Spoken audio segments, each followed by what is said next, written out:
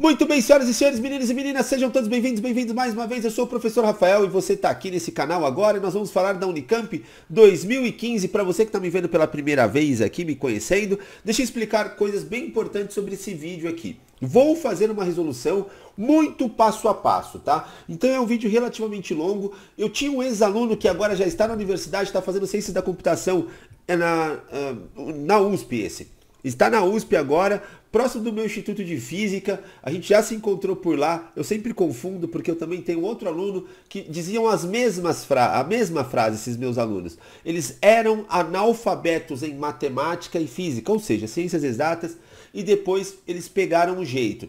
Então toda vez que eu estou preparando uma aula, um material, eu estou imaginando alguém com muita dificuldade em ciências exatas, mas muita dificuldade em ciências exatas.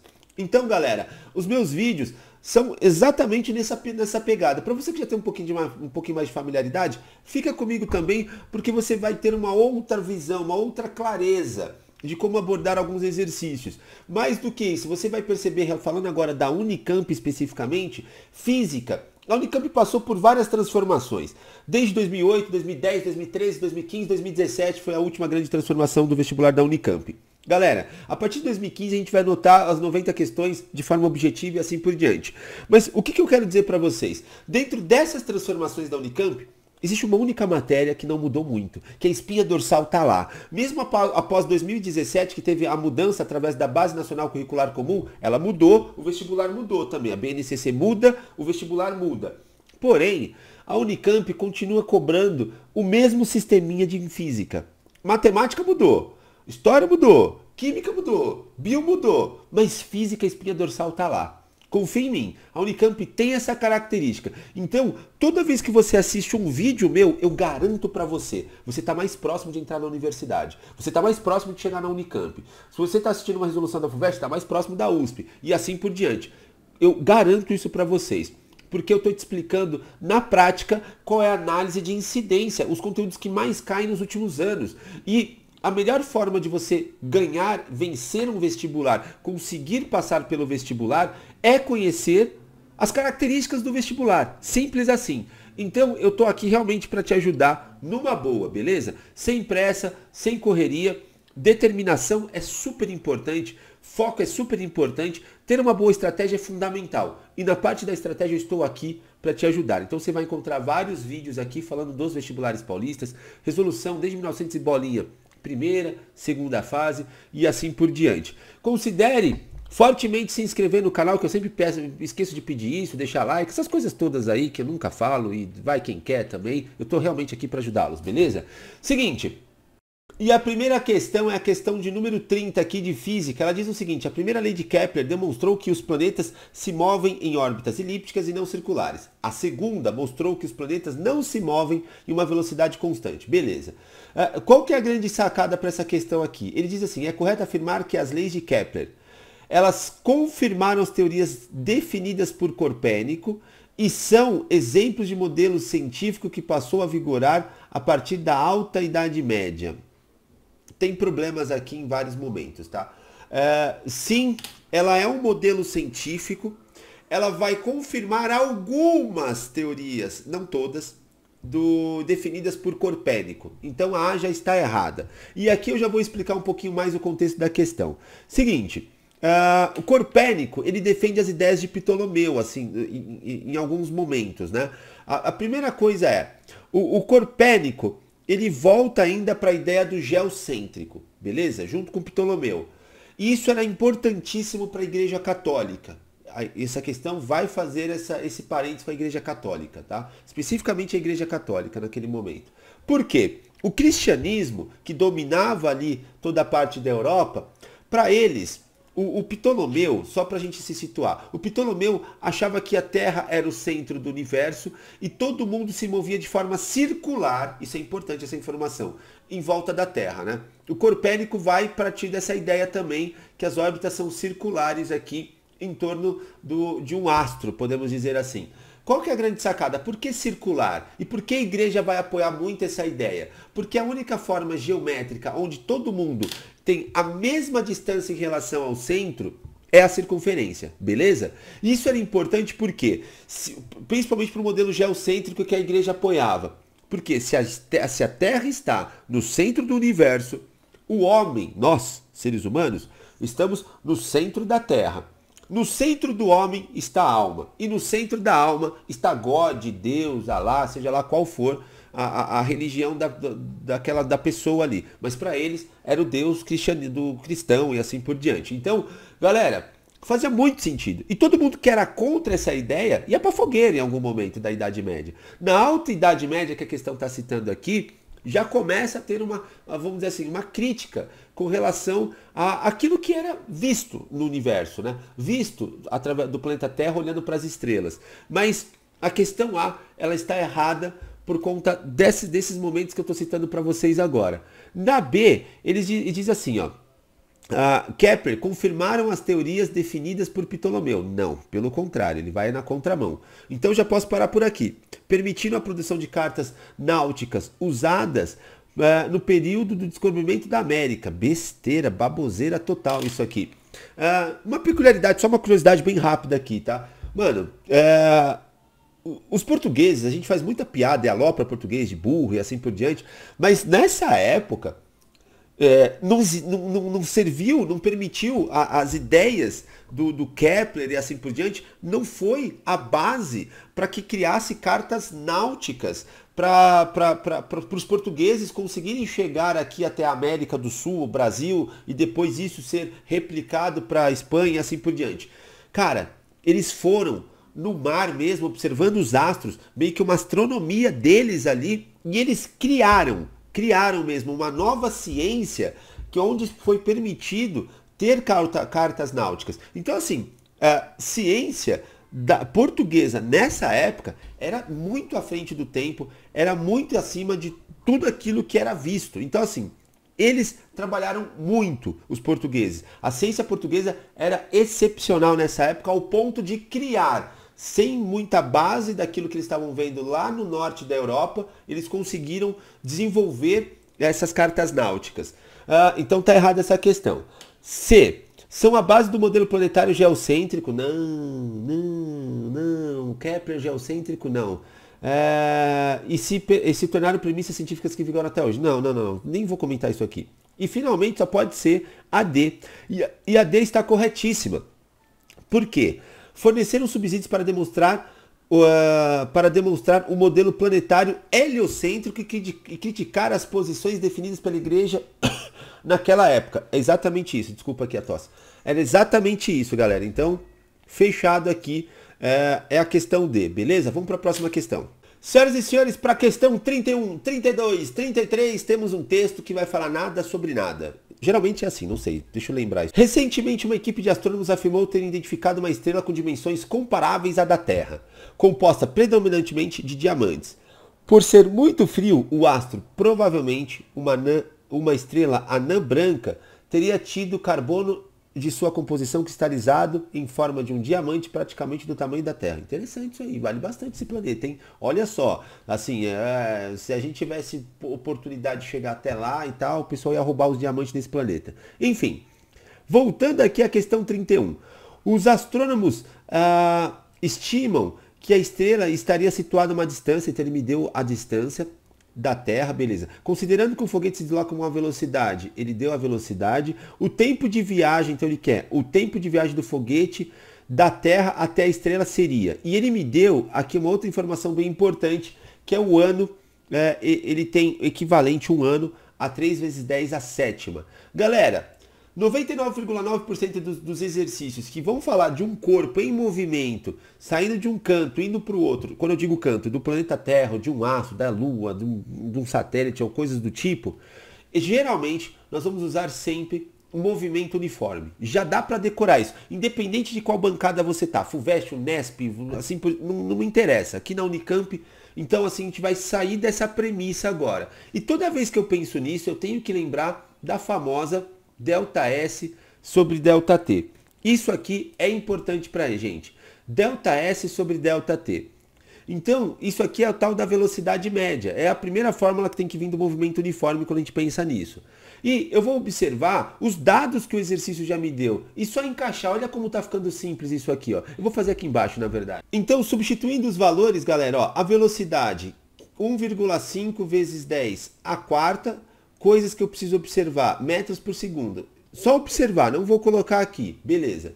A distância é 9 vezes 10 a 18 e o tempo que eu quero descobrir está aqui.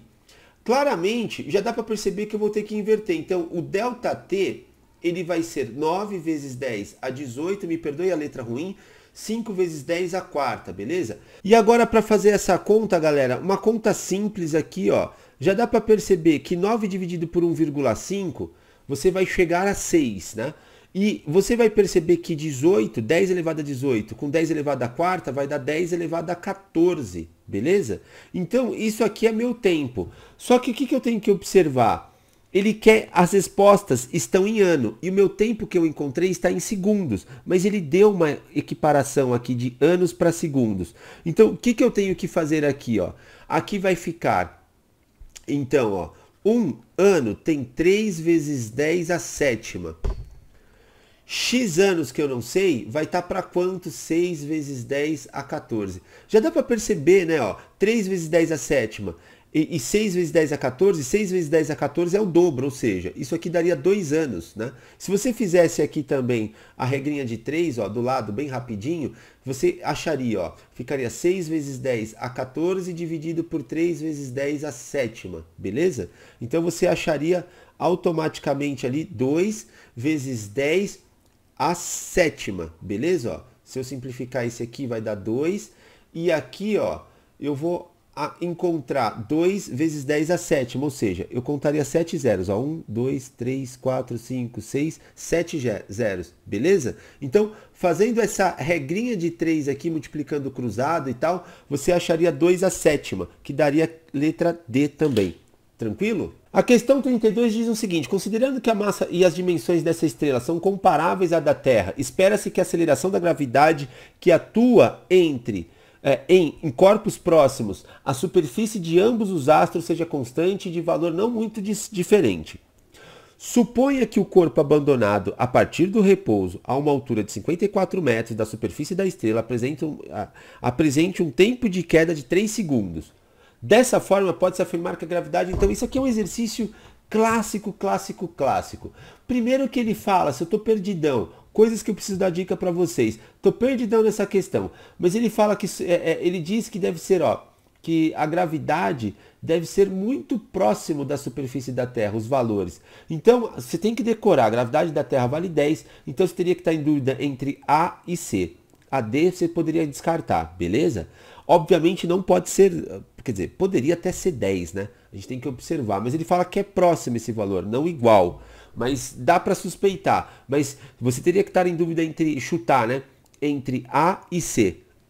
Isso, mas o ideal é claro que você não vai para uma questão dessa aqui para ir chutar, principalmente porque essa questão não é difícil.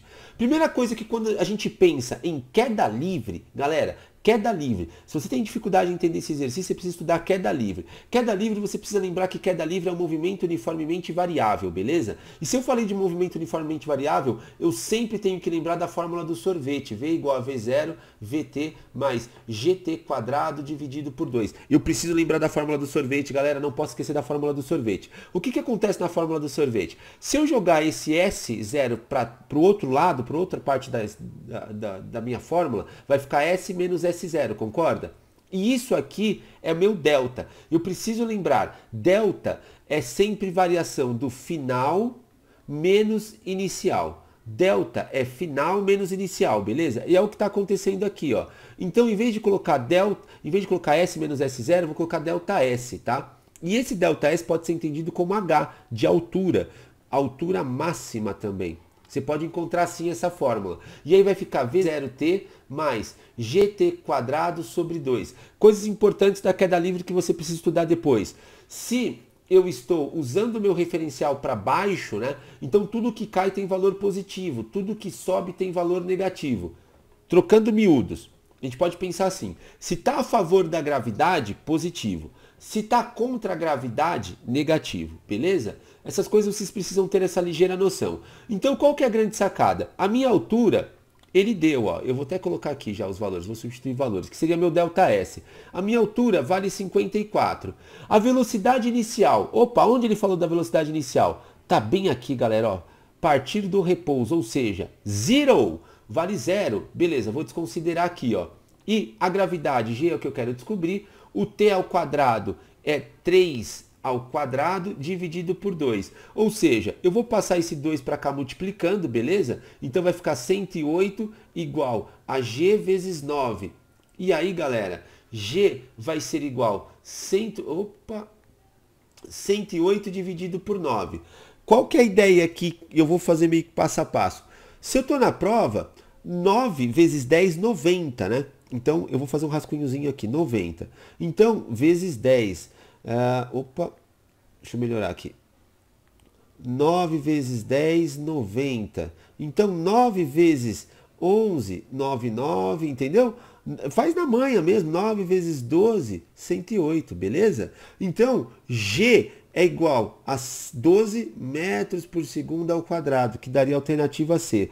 Isso aqui é legal, então, dica para você estudar. Isso cai muito na Unicamp, na FUVEST, na Unesp, que é queda livre, movimento horizontal, movimento vertical e lançamento oblíquo. Dá uma olhadinha nesse conteúdo de física, confia em mim. Tá mais na cara que bigode que um desses tópicos, o mais comum é queda livre, mas um desses tópicos vai estar na sua prova, beleza? E na correria aqui, na questão 33, agora na correria do boi bandido, daqueles que vão ser aprovados agora no vestibular, nós estamos na questão 33, ele diz o seguinte: os cálculos dos pesquisadores sugerem que a temperatura média dessa estrela é de... Então ele colocou até aqui, ó, temperatura inicial, TI, tá ali, ó, 2.700 graus Celsius. Considere que a estrela com um corpo, como um corpo homogêneo, beleza, de massa, ele deu a massa, constituída de um material de calor específico. Ih, já deu calor específico, já dá para ter uma ligeira noção. A quantidade de calor, então ele está perguntando a quantidade de calor que deve ser perdida pela estrela para que ela atinja uma temperatura final de 700. Beleza. Galera, qual que é a grande sacada aqui? Toda vez que eu falar de calor, e ele deu aqui, ó, essa temperatura final. Povo, o que você precisa estudar para entender isso aqui? Você precisa estudar mudanças de fase, beleza? Lá em química, barra física também. E você precisa se ligar que isso aqui vai gerar aquele famoso gráfico, né? Onde eu tenho aqui... Deixa eu fazer de vermelho. Vai gerar o gráfico das transformações físicas da matéria. Então vai estar aqui, aí sobe para cá, e lá em cima faz outro... É tipo uma escadinha, vou chamar assim. Galera, você precisa lembrar o seguinte... Toda vez que eu tenho... esse gráfico, ele é composto assim. Deixa eu colocar aqui, ó. No eixo Y, tá? Do nosso plano cartesiano, no eixo Y, a gente sempre vai ter a temperatura. E no eixo X é a energia, que é a quantidade de calor. Galera, lembre-se disso. Lembre-se disso. Quantidade de calor é energia, beleza?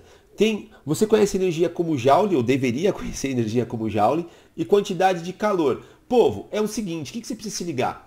Toda vez que eu estou aqui na inclinação, ó, eu tenho uma variação de temperatura. Por exemplo, eu vou chutar, tá? Aqui estou saindo do zero e cheguei até os 100 graus Celsius aqui, ó, beleza? Então eu cheguei até os 100 aqui. Eu estou desenhando bem rápido aqui, espero que vocês consigam entender. Quando há variação de temperatura, eu digo que esse cara é o calor sensível. E o calor sensível, ele nada mais é do que o quimacete. Por que eu chamo ele de calor sensível? Porque ele é sensível à mudança de temperatura, beleza? E quando eu não tenho uma mudança de temperatura, mas eu tenho aqui um aumento da minha quantidade de energia, por exemplo, vou chutar aqui era 1000 e depois foi para 16.000, tá ligado? Aqui, ó, 16.000, ele veio para cá. Pô, não houve um aumento de temperatura, mas houve energia fornecida para aquela, enfim, para aquela substância que está ali. Qual que é a sacada? Isso aqui a gente chama de Kmol, ou simplesmente calor latente, porque esse L representa latência, beleza? É isso que eu preciso lembrar. Nesse exercício especificamente, ele está tratando somente disso, do quimacete, do calor sensível. Ou seja, ele está indicando pra gente, como é que eu sei disso quando eu estou na prova? Observem, quando ele te dá calor específico, você já tem que lembrar automaticamente dessa fórmula. Tranquilo? É uma dificuldade para quem está começando e sabe quando eu uso determinada fórmula e assim por diante, tá aqui. É dessa forma que você vai saber.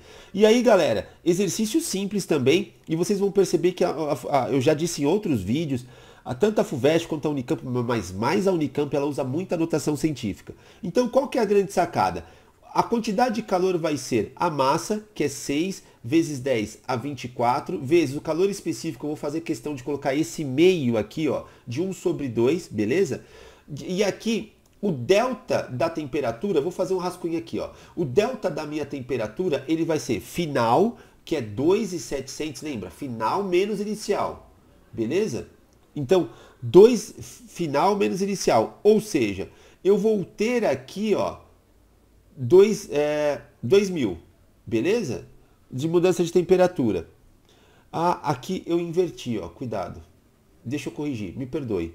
Eu estava em dúvida e eu olhei e fiz errado. A minha temperatura final é 700, beleza? E a minha inicial é 2.700. Então esse valor dá negativo, beleza? Então aqui é menos 2.000. Só essa correção, espero não ter confundido vocês, de verdade. Galera, por que eu fiz aqui 1 sobre 2? Para ficar mais fácil de entender que eu vou cortar esse cara aqui, ó. Então, a minha quantidade de calor vai ser 6 vezes 10 elevado a 24. 2 dividido por menos 2.000 vai dar menos 1.000. Eu vou colocar menos 1.000 como 10 elevado a 3, beleza? Ó, 1.000.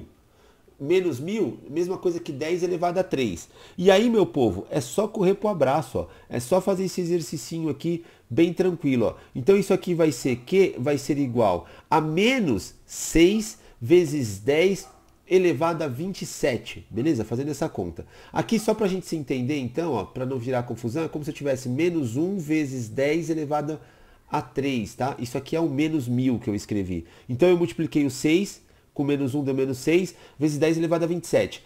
Qual que é a grande sacada?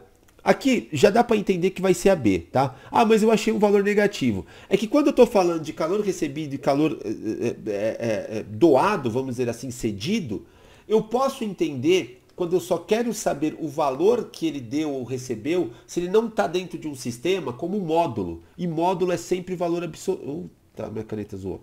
E módulo é sempre um valor absoluto. Então ele fica assim, ó, módulo. Beleza? Então módulo de quê? Então vai dar sempre um valor positivo. Vamos para o próximo exercício.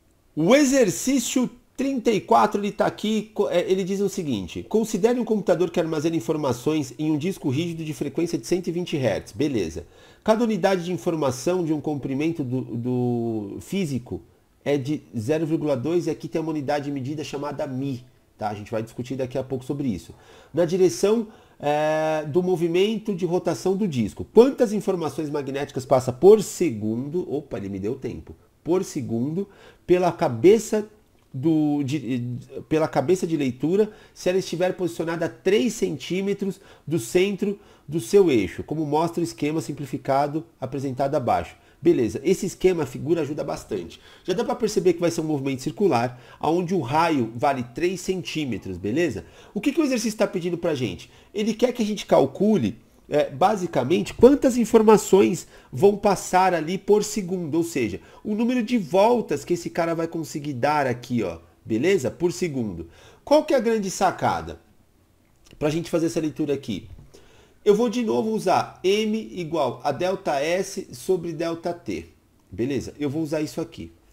Só que é um movimento circular. Calma.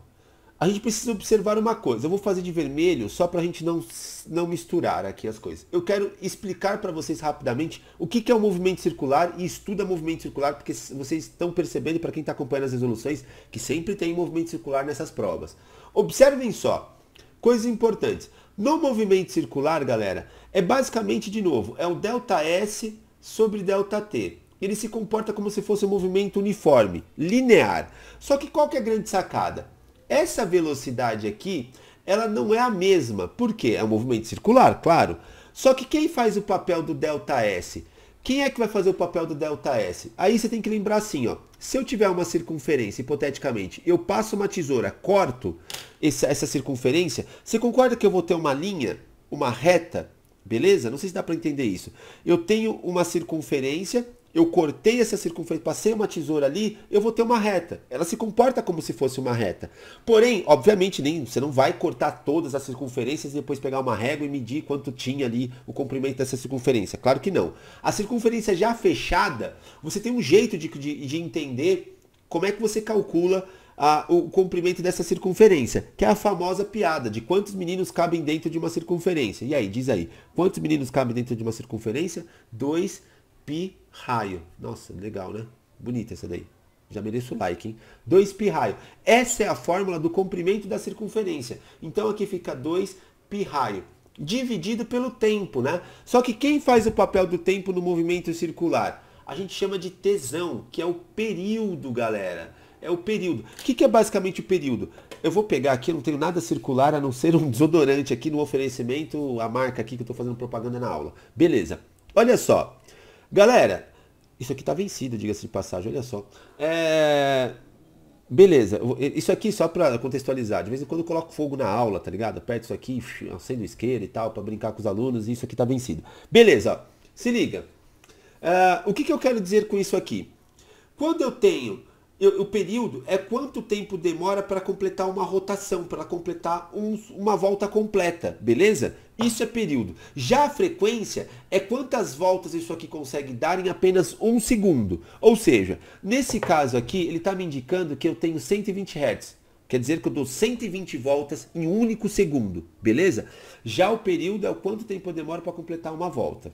Isso é importante para a gente. Então a fórmula pede período aqui, tranquilo? Só que qual que é a grande sacada? O exercício não deu o período, ele deu a frequência. E existe uma relação matemática, deixa eu só apagar isso aqui. Existe uma relação matemática que é o seguinte, o período é o inverso da frequência, ou vice-versa. A frequência é o inverso do período, beleza? O inverso, eu coloco 1 sobre aquilo que eu digo que é inverso, só para a gente se entender.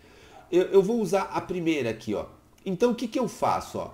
No lugar do período eu vou colocar 1 sobre f, então vai ficar 2πr dividido aqui 1, né? Então, concorda comigo, ó, se eu pegar 2πr dividido por 1, continua sendo 2πr. Eu só estou colocando ele em forma de fração para a gente entender que a segunda fração, vou até fazer de azul aqui, ó. A minha segunda fração seria o t, né? Ó. Mas eu vou trocar o t, o período, por quem? Eu posso substituir... Eita. Eu posso substituir esse período aqui, ó, por 1 sobre f, beleza? Deu uma travadinha ali, mas já resolveu. Por 1 sobre f. Por que eu estou fazendo isso? Porque aí você vai ter que lembrar da nossa máxima, que é o seguinte, quando eu tenho divisão de frações, mantém a primeira fração, multiplica pelo inverso da segunda. Eu vou fazer aqui no canto, ó. Se eu mantiver a primeira fração, 1, e multiplicar pelo inverso da segunda, como assim o inverso? Quem está embaixo vai em cima. E quem está em cima vai para baixo, beleza? Então qual que é a conclusão? A velocidade, a fórmula da velocidade aqui, quando eu estou pensando, isso tem velocidade escalar dentro do movimento circular. Eu estou pensando, mas eu não quero falar das nomenclaturas aqui. Eu estou pensando que vai ser 2πr vezes f, tá? Essa é a velocidade que eu tenho que adotar aqui, ó. Nessa minha fórmula, para descobrir, beleza? Porque se trata de um movimento circular. Eu espero não ter complicado aqui e justificado por que no lugar da velocidade eu vou usar isso. E qual que é a grande sacada? Voltando agora para a minha fórmula, para o meu esquema original, depois de ter explicado. Ele quer saber o ΔS, o número de voltas. Então, ΔS, ele vai ser velocidade vezes o tempo, concorda? É isso aqui que eu estou aplicando nesse exercício. E qual que é a grande sacada? O meu ΔS, que é a quantidade, que é o número de voltas que isso aqui passa, ele depende desse comprimento aqui, que está em metros, tá? Então, qual que é a grande sacada aqui? Eu vou pegar N, que é o número de voltas, vou chamar N de número de voltas, vezes, né, esse valor aqui, que é 0,2. Essa letra aqui, ó, esse Uzinho meio zoado, ele é chamado de Mi, tá? Mi, é uma letra grega Mi. E o Mi, na física, deixa eu colocar até aqui. O Mi na física, ele é 10 elevado a menos 6. Isso aqui é prefixo, galera. Prefixo. Você precisa estudar prefixo. Por exemplo, quilo vale 1000. Ele é um prefixo para a física. Você precisa decorar essas coisas. Os mais usuais, por exemplo, beleza? O Mi é um dos mais usuais também. Assim como o giga, o tera. É bom dar uma olhada nisso. E como é que você decora isso? Fazendo exercício, beleza? Então, isso aqui vai ser 0,2 vezes 10 elevado a menos 6, beleza? Tudo isso vai ser igual, então meu ΔS. Quem que é a minha velocidade? 2 vezes, ele colocou o π como 3, então 2 vezes 3, ó, estou copiando aqui, ó, 2 vezes 3 vezes o raio, que vale 3 centímetros, cuidado meu povo. Esse 3 centímetros, lembra, ó, eu estou usando aqui em metros e aqui está em centímetros, eu preciso converter isso aqui. 3 centímetros é a mesma coisa que colocar 3 vezes 10 elevado a menos 2. Beleza? Lembrar o seguinte, ó. Basicamente é o seguinte, se você não lembra disso, tá na prova, tá no desespero, faz a famosa regra de 3, galera. Você tem que lembrar que 1 metro é equivalente a 100 centímetros. Você tem 3 centímetros e acha quanto vale o metro. Faz a regrinha de 3. Eu não vou fazer aqui, porque meio que a gente já está no automático, de tanto a gente resolver esses tipos de prova, a gente está pegando o jeito. Então, 3 vezes 10 elevado a menos 3, vezes a frequência, beleza, que é 120, vezes 1, que é meu tempo. Lembra, ele deu aqui, ó, por segundo, então é por 1 segundo, né? Então, essa é a contaiada. Cheguei aqui no finalmente, ó. A física meio que acabou. Aqui é álgebra, matemática agora. E aí a gente tem algumas técnicas para fazer isso aqui, ó. Eu vou explicar, tá? Eu gosto mesmo de observar de novo n vezes 2 vezes 10 elevado a menos 1, ou seja, em vez de escrever 0,2, estou colocando 2 vezes 10 elevado a menos 1, vezes 10 elevado a menos 6. Eu estou escrevendo aqui para justificar para vocês, lembra, bases iguais somos expoentes. Então, qual que é a conclusão? Isso aqui vai ficar 10 elevado a menos 7. Em vez de escrever esse número aqui de 0,2 vezes 10 elevado a menos 1, 10 elevado a menos 7, beleza? Aqui, ó, eu já vou matar esses dois, matar que eu digo, né? Multiplicar, então vai ficar 2 vezes 9 vezes 10 elevado a menos 2 vezes o famoso 120, beleza? E aí eu vou passar agora esse cara para cá, ó, dividindo, então vai ficar n vai ser 2 vezes 9 vezes 10 elevado a menos 2 vezes 120. E aí, galera, tudo isso aqui vai ser dividido por 2 vezes 10 elevado a menos 7. Tranquilo? Aí, qual que é a grande sacada aqui? Esse 2 dá para cortar com esse 2. 12 vezes 9, eu estou fazendo aqui, né? 120 vezes 9. Só que esse 12 vezes 9 eu já fiz hoje, né? Não sei se você vai lembrar, a gente achou 108. E aí eu preciso colocar esse zero no final. Beleza? Então, qual que é a conclusão, galerinha? Eu tenho 9. Eu já fiz essa conta, então vai ficar 1080 vezes 10 elevado a menos 2 vezes 10 elevado a menos 7, beleza? Por quê? Esse cara está dividindo, né? Então ele passa para cima subtraindo, ó. Subtraindo, só que ele é negativo. Então eu somo esses dois aqui. Então aqui ficou mais 7, beleza? Então isso aqui ficou 108 vezes 10. Se eu pegar mais 7 com menos 2, vou achar 5 positivo, beleza? E aí qual que é a sacada? Eu vou procurar alternativas que batem com isso, ó. 1080 vezes 10 elevado a 5. E qual a conclusão? Não encontrei nenhuma das alternativas que batem com isso. Porém, olha só a D. E o que ele fez? Se eu jogar, ó, 1080, tá aqui, vezes 10 elevado a mais 5. Se eu jogar uma casa para cá, beleza? Eu estou voltando então para a minha esquerda, eu tenho que subir meu expoente. Eu vou voltar então 3 casas, ó. 1, 2, 3. Se eu estou voltando 3 casas, significa que isso aqui vai ser 0,8 vezes 10. Como eu voltei 3 casas, era 5, passou a ser 8, beleza? Então, isso aqui vai ser 10, vai ser 1,08 vezes 10 elevado à oitava, beleza? Exercício assim, difícil, tá? Não é tão simples quanto parece, acho que é um dos exercícios mais difíceis que a gente teve aí desses últimos anos. Quando eu digo últimos anos, dentro do intervalo de 2010 até 2015 aqui que a gente está resolvendo. É um exercício interessante, ele requer várias atenções aqui. E de novo, a parte da física, ela é relativamente simples. A álgebra você precisa treinar. E essa álgebra é a álgebra básica, galera. Álgebra básica. No potência de 10, notação científica, tá ligado? Radiciação, potenciação. Eu insisto muito isso com vocês. Inclusive, vou deixar um convite aqui para vossas excelências conhecer o meu curso, né? O curso que é meu, mas tem outras pessoas que trabalham junto comigo, então eu usei um termo ruim. O nosso curso, vamos dizer assim, né? Onde a gente foca muito nos vestibulares paulistas e nesse conteúdo da matéria ali, daquilo que você precisa para ter base. E é explicado tudo muito bem passo a passo, as aulas também, são aulas ao vivo, aula online também. Nós temos uma turma muito reduzida para aulas presenciais aqui em São Paulo, para quem estiver em São Paulo, na Rua Oscar Freire. Quem quiser me conhecer, tá aí, Tem um link aqui fixado, o primeiro link fixado. Independente da época do ano que você está me assistindo, você pode pegar e participar desse curso, as aulas ao vivo através do Google Meet. Você rolou dúvida, você sabe, abre seu microfone, não precisa abrir sua câmera, mas abre só o seu microfone e pergunta, eu vou até o final. Próximo das provas, o pessoal que me conhece, enquanto é o famoso, quando tiver bambu, tem flecha. Teve dias que a gente ficou até 3, 4 horas da manhã. Eu comecei 8 da manhã, 8 da noite. Ficamos até as 4 da manhã estudando e tal. A gente começou tinham 120 alunos nessa aula. E terminamos com 38 alunos. Eu falei, enquanto tiver aluno, tem aula, né? Só que chegou 4 da manhã, eu não aguentei mais. Enfim, eu sou desse jeito, galera. Eu tô aqui e eu acredito muito em vocês, tá? A universidade precisa de vocês.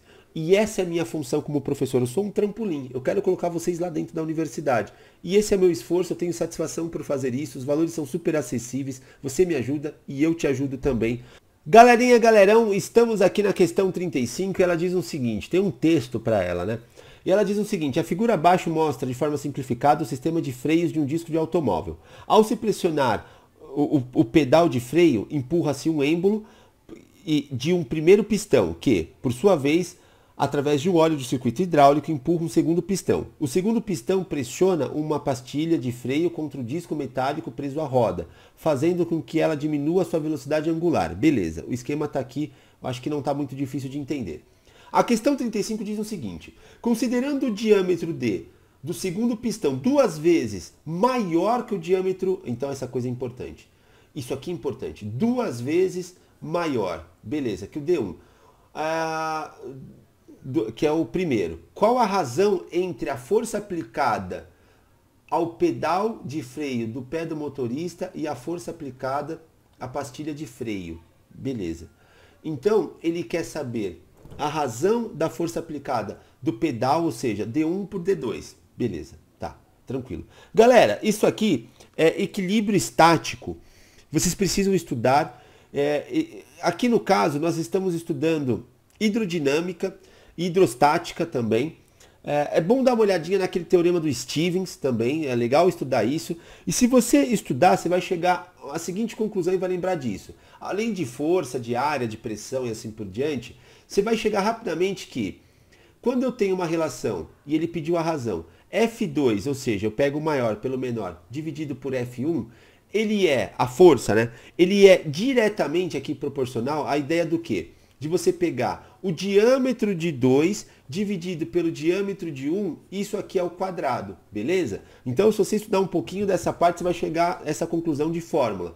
E aqui, essa é a parte física que tem um outro entendimento. Então, quer dizer que F2 dividido por F1, que são as forças, que é o que ele está pedindo aqui, as forças aplicadas, a relação das forças aplicadas está diretamente relacionada ao diâmetro. Só qual que é a sacada? O diâmetro 2, ele é 2 vezes maior que o 1. Ou seja, eu posso colocar assim, ó, 2 dividido por 1, beleza? Esse é 2 vezes maior que o 1. Só que isso aqui está ao quadrado. Qual que é a conclusão? Que F2 dividido por F1 é igual a 4, beleza? Sair daqui, ó, igual a 4. Isso implica o quê, galera? Se liga. Ele está pedindo a razão entre a força aplicada do freio, ou seja, o F1 pelo F2. Ele quer o contrário daquilo que a gente achou. Muita gente nessa questão acha que é o 4, né? É 4 vezes maior, mas não. A razão que a gente está encontrando aqui é F2 por F1, mas ele quer do freio, do pedal do freio em relação a quem? A pastilha de freio ali, ó, o negócio que está em contato com a roda, beleza? Então, é o contrário, é F1 dividido por F2. Se eu invertir esse membro aqui da equação, o outro lado eu preciso inverter. E significa que aqui não era 4 dividido por 1, não é a mesma coisa que 4? Estou colocando esse 1 para a gente visualizar. Então, desse lado vai ser 1 dividido por 4. Por 4, perdão. Então isso aqui vai dar 1/4, essa seria a resposta correta, beleza? Exercício relativamente fácil, mas requer uma boa interpretação daquilo que a gente chama de letramento matemático, coisa que a gente treina bastante dentro do curso também, que é entender e interpretar bem o enunciado. Senhoras e senhores, exercício 36, ele diz o seguinte: qual o trabalho executado pela força de atrito entre o pneu e o solo para parar um carro de massa de 1000 kg, inicialmente a velocidade de 72 km por hora, sabendo-se que os pneus travam no instante da frenagem, deixando de girar. E o carro desliza durante todo o tempo de frenagem. Beleza. Galera, qual que é a sacada? Como ele quer saber o trabalho, e a gente tem que lembrar que trabalho é energia, a gente já tem que sacar o seguinte: energia eu sempre calculo em segundos, tá? Então eu não posso ter quilômetros por hora. Então essa é a primeira sacada que eu teria que ter, é transformar isso aqui. Vou fazer aqui no canto, ó. 72 dividido por 3,6, isso aqui vai dar 20 metros por segundo, beleza? Isso aqui é a primeira coisa que a gente tinha que observar. Nesse exercício especificamente, para eu saber o trabalho do FAT, que é da força de atrito, isso aqui é o teorema da energia... Nossa, minha letra ficou ruim. O teorema da energia cinética. E o teorema da energia cinética diz que o trabalho é igual à variação da energia cinética, ou seja, a energia cinética final menos energia cinética inicial. Isso aqui é o trabalho, tá? Então o trabalho pode ser calculado de algumas formas, uma delas é variação da energia cinética. Vamos observar o seguinte, uma coisa que a gente precisa lembrar. A fórmula da energia cinética é massa V² dividido por 2. Vale muito a pena, isso aqui sempre vai estar, tanto FUVEST, Unicamp, Unesp, conservação de energia, estudem, beleza? Energia potencial, energia cinética, energia elástica também é importante. Povo, voltando para o nosso exercício, olha como ele ficou simples agora. O trabalho do FAT, qual que vai ser... Deixa eu arrumar aqui que minha caneta zoou. Qual que vai ser, então, galera, a minha energia cinética final? Você concorda que o carro vai parar, né? Ele diz que o carro tem que parar. Se o carro tem que parar, minha velocidade vai ser zero. Então, eu não vou ter energia cinética final. Ela é zero, né? Ela não existe. Só que a minha, então, o trabalho do FAT ele só depende da massa, da velocidade inicial, o V0, eu vou chamar assim, dividido por 2. Isso aqui é o quadrado, tá? Beleza. Então, o trabalho... O meu FAT agora vai ser 1000 vezes a velocidade ao quadrado, que vai ser 20 ao quadrado, dividido por 2. Galera, isso aqui é simples agora. 1000. Como é que eu faço 20 vezes ao quadrado? Se você está na prova e tem muita dificuldade de ciências exatas, você, pelo amor de Deus, multiplica essa parada aqui. Mas tem um jeito, ó, 2 ao quadrado é 4, como está ao quadrado vai ter 2 zeros, beleza? Tudo isso aqui dividido por 2. Dá para simplificar esse com esse, eu vou tentar simplificar o mais fácil. Ou seja, isso aqui vai ficar 200 vezes 1000. Então, isso aqui vai dar 2. Aí vou colocar quantos zeros vai ser? 1, 2, 3. 3 zeros do 1000, mais 2 zeros do 200, beleza? Então ficou 1, 2, 3, 4, 5 zeros. Então isso aqui é 2 vezes 10 elevado à quinta, beleza? Isso aqui dá B. Observação desse exercício. Tem cagada aqui, né? Claro.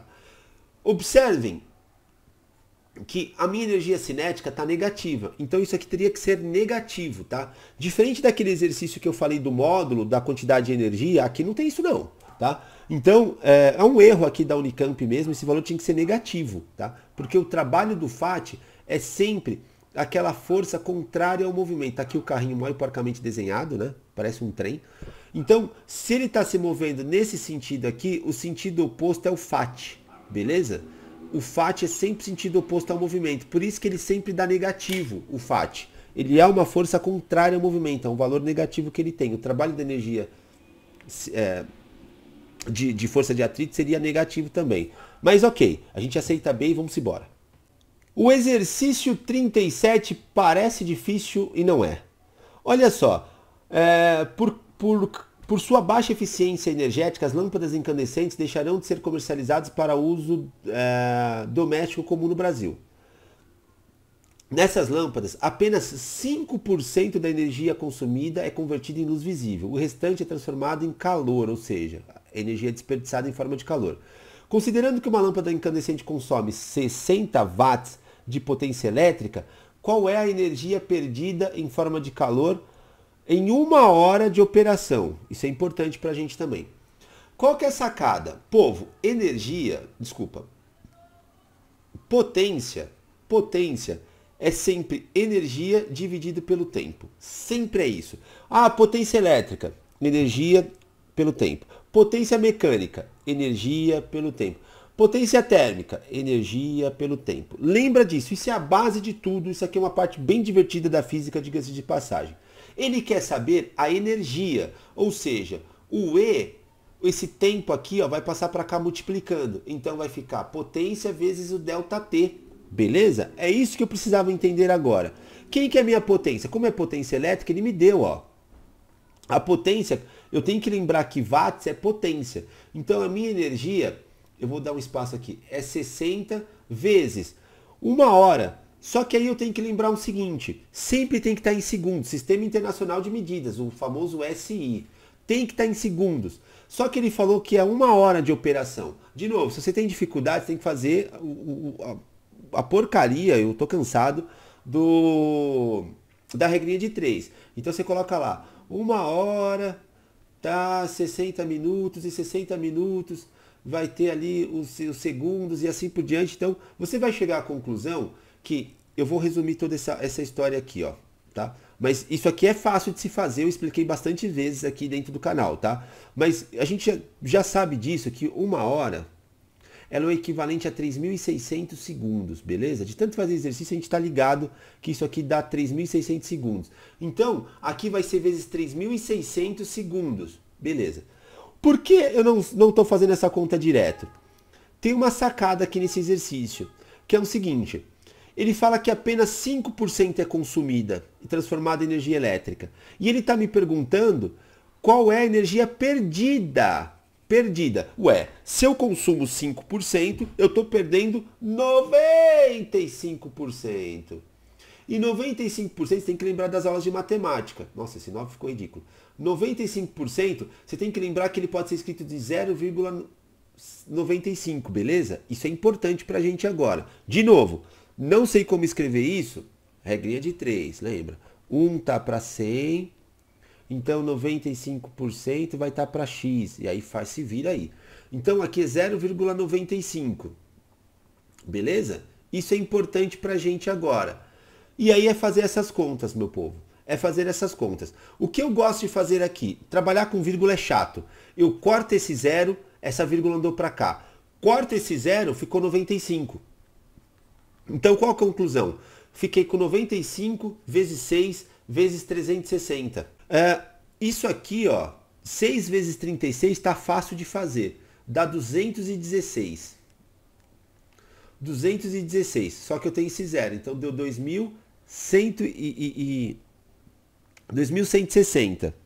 E aí, meu povo, a gente não consegue sair disso. Aí tem que fazer a continha aqui. Vai dar zero, né? Aí aqui vai dar outro zero.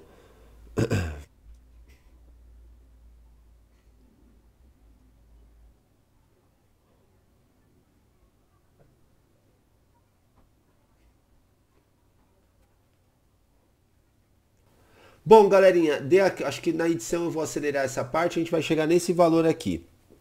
Aí a gente vai procurar aqui a alternativa C, beleza? Exercício relativamente simples, requer um pouquinho de atenção. Os alunos que estão no nosso curso estão careca de fazer esse exercício, eu tenho até dó de vocês, porque eu implico muito e coloco muitos exercícios desses na nossa lista para que vocês possam treinar, porque esse tipo de exercício é ponto dado para vocês, beleza? Vamos lá, próximo exercício. No próximo exercício aqui, tentei colocar os gráficos meio lado a lado. Vou até colocar aqui, vou jogar esse um pouquinho para baixo aqui, para ele ficar mais lado a lado. Nesse exercício aqui, ele diz o seguinte, ó. A figura 1 apresentada a seguir representa a potência elétrica dissipada por um filamento do tungstênio de uma lâmpada incandescente em função de sua resistência elétrica. Já na figura 2, a temperatura de operação do filamento em função da sua resistência elétrica. Se a lâmpada funcionando em funcionamento, dissipa 150 watts de potência elétrica, a temperatura do filamento da lâmpada é mais aproximada de... Galera, qual que é a grande sacada aqui? Não tem fórmula, não tem nada. É entender gráfico. Ele diz que é 150 watts. Aonde está o watts? Olha aqui, ó, no eixo Y. Então eu vou olhar aqui, ó, no 150 e vou procurar aonde bate aqui. Ó, bateu. Aqui, ó. Pronto. Tô aqui, ó. E aqui está entre 300 e 350, ou seja, esse cara aqui, ó, é 325, beleza? Depois disso, então eu sei que 325 é a minha resistência. Vou para a figura 2 e vou procurar onde está o 325, ó. 325 está aqui. E qual é o valor que corresponde à temperatura dele? Está próximo de quem? Do 3000, beleza? Então a resposta correta é 3000. Acabou, simples assim. Interpretação de gráfico, simples esse exercício, ó. Esse aqui foi para ninguém zerar a prova de física da Unicamp, tranquilo? Bom, senhoras e senhores, exercício 39 ele diz o seguinte: quando as fontes de tensão contínua que alimentam os aparelhos elétricos e eletrônicos são desligadas, elas levam normalmente um certo tempo para atingir a tensão de 0 volts.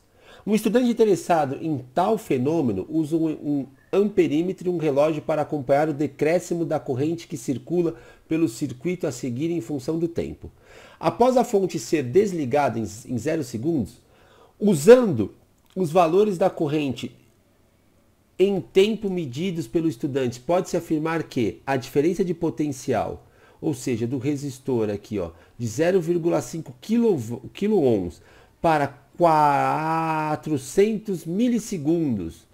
Então tá, em 400 milissegundos ele está achando 12 ali pela figura. Então qual que é a grande sacada? A gente vai ter que lembrar da lei de Ohm, tá? Então, na lei de Ohm, nós vamos observar rapidamente que é U vezes R vezes I, o famoso URI, beleza? Então é só substituir os valores, ó. A tensão vai ser 0,5, que dá até para colocar como, eu gosto de colocar 1 sobre 2. 1 sobre 2 vezes 10 elevado a menos 3, não, desculpa, a mais 3 aqui, porque é quilo, tá aqui, ó.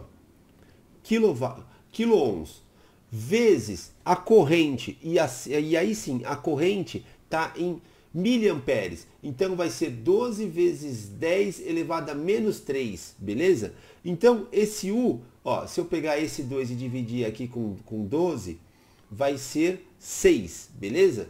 E se eu pegar, ó, somar aqui, ó, mantém a base e soma os expoentes, isso aqui vai dar, né, ele vai zerar, ou seja, o resultado final vai ser 6 volts. Também exercício simples pra caramba para correr pro abraço. Beleza? Exercício 39, sem muitas complicações até aqui. Exercício 40. Espelhos esféricos. Sofia, depois a gente brinca. Esse exato momento eu vou mostrar pra vocês aqui, ó. A minha gatinha aqui tá braba. Não, mas não aperta o teclado aí, ó. Que eu tô trabalhando no sábado. Que horas são, Sofia? Ó, vou mostrar pra vocês aqui, ó, 10 e alguma coisa, gravando aula. E ela quer brincar, mas só mais tarde. Então ela veio aparecer aqui. Se ela miar, vocês ouvirem alguma coisa, é a dona Sofia.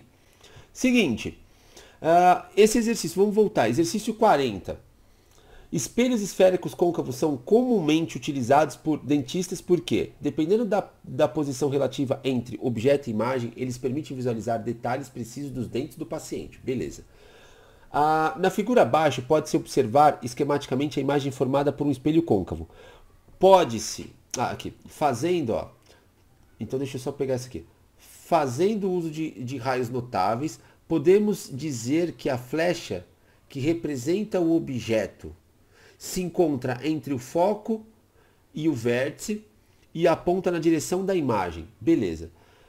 Coisa que a gente precisa entender aqui, rapidamente. É legal, de novo, revisar espelhos, beleza? Ótica é importante. Quando for ver ótica, a gente fala isso muito no curso. Ótica, espelhos, lentes um pouquinho, mas muito mais lei de Snell e Descartes, tá? A lei da refração. Mas aqui caiu o espelho côncavo. Espelhos.